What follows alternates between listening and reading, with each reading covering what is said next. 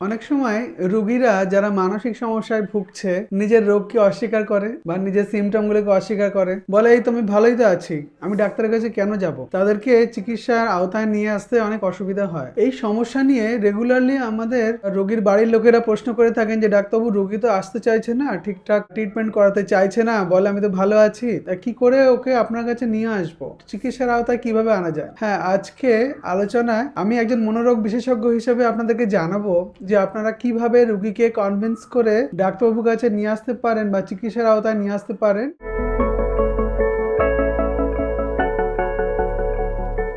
Hello everyone, আমি doctor S K. Zaman, consultant psychiatrist, Calcutta National Medical College. আমরা প্রায়শই পাই যারা ক্রনিক মেন্টাল ইলনেস বা একটা দীর্ঘমেয়াদী মানসিক রোগে ভুগছেন, যেমন সিজোফ্রেনিয়া বা বাইপোলার ডিসঅর্ডার বা ডিপ্রেশন উইথ সাইকোটিক সিমটমস নিয়ে যারা ভুগছে, বা সিজো অ্যাফেক্টিভ ডিসঅর্ডার বা ক্রনিক ওসিডি যারা পুয়ার ইনসাইট নিয়ে আছে, এই ধরনের মানসিক সমস্যা যারা ভুগছে তারা হয়তো কিছুদিন চিকিৎসা করে, তারপরে আর চিকিৎসা করাতে চান না, ডাক্তারের কাছে যেতে চান না, বলে আমি তো ভালোই আছি। আবার অনেক সময় আমরা পাই যে রোগী মানসিক রোগে ভুগছেন, বিভিন্ন রকমের সিমটমস তার মধ্যে আসছে, বিভিন্ন অসংলগ্ন আচরণ, ভুল বকা তার মধ্যে আসছে, বাড়ির লোক বা আশপাশের লোকজন বুঝতে পারছে, রিলেটিভরা বুঝতে পারছে যে মানসিক রোগে ভুগছে, কিন্তু রোগীকে কিছুতেই কনভিন্স করা যায় না যে এটা মানসিক রোগ, তোমার ক্ষেত্রে সমস্যা হচ্ছে, তোমাকে ডাক্তারের কাছে যেতে হবে, গিয়ে ট্রিটমেন্ট নিতে হবে। সেক্ষেত্রে আজকে আমি কিছু পরামর্শ আপনাদেরকে দেব, যেটা আপনারা ফলো করতে পারেন। স্টেপ বাই স্টেপ ট্রাই করলে দেখা যায় অনেক সময় রোগীদেরকে কনভিন্স করা সম্ভব হয় চিকিৎসার আওতায় নিয়ে আসতে। এই পরামর্শের প্রথম পয়েন্টেই আমি বলবো, যে সমস্ত রোগীরা মনোরোগের সমস্যায় ভুগছে, ক্রনিক মানসিক রোগে ভুগছে, তাদের ক্ষেত্রে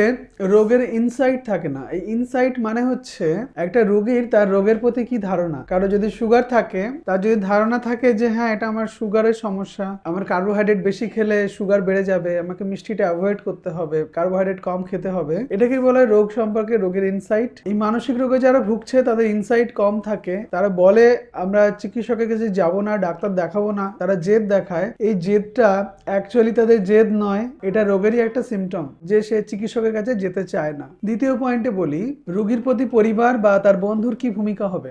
রোগীর প্রতি আপনাদেরকে খুবই সহানুভূতিশীল হতে হবে, খুব শান্তভাবে রোগীকে বোঝানোর চেষ্টা করতে হবে, তাকে সবসময় আশ্বস্ত করতে হবে যে আমি তোমার পাশে আছি, তোমার আপদে বিপদে সবসময় আমি আছি, তোমার ভালো হলেও আমি আছি, তোমার খারাপ হলেও আমি আছি। তাকে ইনিশিয়ালি আপনাদেরকে আশ্বস্ত করতে হবে, তার প্রতি সহানুভূতিশীল হতে হবে, তাকে ভালোবাসা দেখাতে হবে এবং তাকে বোঝাতে হবে যে তুমি ঠিক থাকো, এটাই আমরা চাই, তুমি ঠিক থাকলেই আমরা ঠিক থাকবো। অনেক সময় দেখা যায় রোগীরা পরিবারের মধ্যে কাউকে বেশি পছন্দ করেন রোগগ্রস্ত অবস্থায়, অথবা কোনো বন্ধুকে হয়তো বেশি ট্রাস্ট করছে, তখন সেই বন্ধুকে দিয়ে তাকে কনভিন্স করতে হয় যে চলো ডাক্তারের কাছে গিয়ে আমরা ট্রিটমেন্টটা নিই। থার্ড পদ্ধতিতে বলবো ইনডিরেক্ট অ্যাপ্রোচ।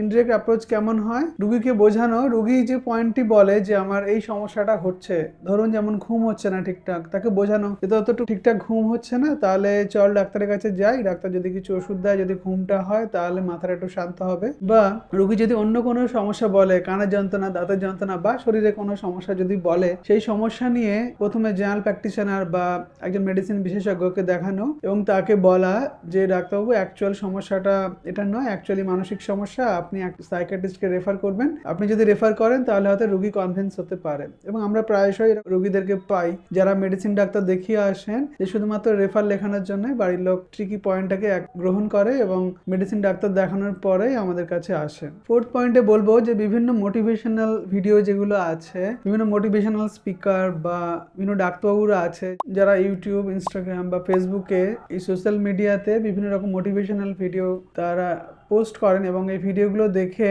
রোগীকে উজ্জীবিত করার চেষ্টা করতে হবে এবং তাকে মোটিভেট করার চেষ্টা করতে হবে এবং ধীরে ধীরে মোটিভেশনাল ভিডিও দেখিয়ে তার মেন সমস্যার ফোকাসের দিকে যেতে হবে। যে দেখেছো তোমার ঘুমটা কমে গেছে, ঘুম কমে যাওয়ার জন্য তোমার ওজনটা কমে যাচ্ছে, তোমার শারীরিক অবস্থা ঠিক নেই। এই শারীরিক অবস্থার দিকে ফোকাস করলে দেখা যায় যে রোগীরা অনেক সময় কনভিন্স হন যে হ্যাঁ শরীরটাকে ঠিক করতে হবে, তখন ডাক্তারের কাছে যেতে হবে এবং এই অজুহাত নিয়ে আবার সাইকিয়াট্রিস্টের কাছে কনসাল্ট করতে যেতে হয়। পঞ্চম পয়েন্টে আসি, চিকিৎসার প্রতি ভ্রান্ত ধারণা দূর করা। হ্যাঁ, মানসিক রোগের চিকিৎসায় বহু রকম ভ্রান্ত ধারণা মানুষের মধ্যে আছে, স্পেশালি বাড়ির লোকের মধ্যেই বেশি আছে, তার জন্য রোগীর আরো বেশি সমস্যা হয়। এই বিষয়ে মানসিক রোগের ওষুধ মানে ঘুমের ওষুধ বা নেশার ওষুধ বা একবার মানসিক রোগের ওষুধ চালু হলে সারা জীবন খেতে হয়, এরকম বহু রকম ভ্রান্ত ধারণা মানুষের মধ্যে আছে। বাড়ির লোককে বা বন্ধু বান্ধবকেও স্টিগমা থেকে বেরিয়ে আসতে হবে। এই বিষয়ে আমার একটি ভিডিও আছে, মানসিক রোগের ওষুধ কি সারা জীবন খেতে হয়। আপনারা ভিডিওটি দেখে আপনারাও শিখতে পারেন, তাহলে আপনাদের ভ্রান্ত ধারণা দূর হবে। বা বিভিন্ন রোগীর সুস্থ হয়ে ওঠার গল্প, সাকসেস স্টোরি যেগুলো ডাক্তারবাবুরা পোস্ট করে থাকেন তাদের সোশ্যাল মিডিয়া মাধ্যমে, সেগুলো আপনারা রোগীকে দেখাতে পারেন। আমার চ্যানেলে বেশ কিছু ভিডিও আছে যেখানে আমি দেখিয়েছি যে রোগীরা সুস্থ হয়ে উঠছে ট্রিটমেন্ট করে। অ্যাকচুয়ালি এই ছোট দুই একটা পেশেন্টের উদাহরণ, এটা টিপ অফ দ্য আইসবার্গ বললে ভুল হবে। আমরা যারা মনোচিকিৎসক তারা হাজার হাজার মানুষকে সুস্থ করে তুলছি রেগুলার, সেগুলো তো সব ভিডিওর মাধ্যমে তুলে ধরা সম্ভব হয় না। কিছু কিছু সময় আমরা যখন একটু খালি থাকি, যখন একটু চাপ কম থাকে, সামনে একটা রুগী এসে গেল যে তখন হয়তো আমরা রেকর্ড করে চেষ্টা করি যে সোশ্যাল মাধ্যমগুলোর পোস্ট করে মানুষদেরকে একটু কনফিডেন্স দেওয়া, যাতে হ্যাঁ মানসিক রোগ সারে, সেটা বোঝানোর। কিন্তু অ্যাকচুয়াল সাকসেস স্টোরির গল্প আরো অনেক বেশি। আমরা ভীষণভাবে খুশি থাকি অ্যাজ এ সাইকিয়াট্রিস্ট যে একজন মানুষকে তার নর্মাল জীবনে ফিরিয়ে দিয়ে তার মানসিক রোগগ্রস্ত অবস্থা থেকে তাকে সুস্থ করে তোলার যে আনন্দ, এবং মানসিক রোগের চিকিৎসা ভীষণ রিওয়ার্ডিং। হ্যাঁ, রোগী এবং তার বাড়ির পরিবারের মানুষজন ভীষণ খুশি হন সুস্থ হওয়ার জন্য। র্যাপিড সিমটমের পরিবর্তন আমরা ঘটাতে পারি ওষুধের মাধ্যমে রোগীদেরকে, যে একটা ভয়ানক অবস্থা নিয়ে এসেছিলেন তার থেকে আবার একটা সুস্থ নর্মাল জীবন তিনি পেয়ে যাচ্ছেন। এটা আমাদের হাত দিয়ে ঈশ্বর বলুন, ভগবান বলুন, রেগুলার আমাদের দিয়ে করিয়ে নিচ্ছেন। এতে আমরা ভীষণ খুশি। আমরা চেষ্টা করি রোগীদেরকে কনফিডেন্স দেওয়ার। আর আপনাদেরকে বলবো যে মানসিক রোগের যে ভ্রান্ত ধারণাগুলোতে আপনারাও এখনো ডুবে আছেন, তার থেকে বেরিয়ে আসতে হবে এবং রোগীদেরকে কনভিন্স করতে হবে। ষষ্ঠ পয়েন্টে বলবো টেলিকনসালটেশন। হ্যাঁ, প্রথমে রোগীকে একটু ভয় কমানোর জন্য ডাক্তারবাবুরা যারা অনলাইনে কনসাল্ট করেন তাদেরকে অনলাইনে দেখাতে পারেন। ইনিশিয়ালি যদি অনলাইনে দেখানো হয় এবং রোগীকে কনভিন্স করার চেষ্টা করা হয় যে একবার অনলাইনে তুই দেখিয়েই দেখ, যদি ওষুধে কাজ না হয় ওষুধ খাবি না, ট্রিটমেন্ট কন্টিনিউ করবি না, ইনিশিয়ালি রোগীর অ্যাংজাইটি একটু কম থাকে। তারপরে ক্রমশ যখন রোগী ওষুধ খেয়ে একটু সুস্থ হয়ে ওঠে তখন আবার ডিরেক্ট ভিজিটে ডাক্তারবাবুর সামনে গিয়ে ডাক্তারবাবুকে দেখাতে হয়। সপ্তম পয়েন্টে বলবো রোগীর পছন্দকে সম্মান করা। এক্ষেত্রে রোগী যদি কোনো ডাক্তারকে প্রেফার করেন বা কোনো সেটিংস, কোনো হসপিটাল বা কোনো চেম্বারকে প্রেফার করেন, তাহলে তার সেই পছন্দকে সম্মান দিতে হবে এবং চেষ্টা করতে হবে সেখানে নিয়ে গিয়ে ঠিকঠাকভাবে চিকিৎসাটা যাতে কন্টিনিউ করা যায় তার ব্যবস্থা করা। জোর করে নয়, ধাপে ধাপে এগিয়ে যান, স্টেপ ওয়াইজ প্রথম ধাপটা শুরু করে তারপরে পরের ধাপে গিয়ে এইভাবে আস্তে আস্তে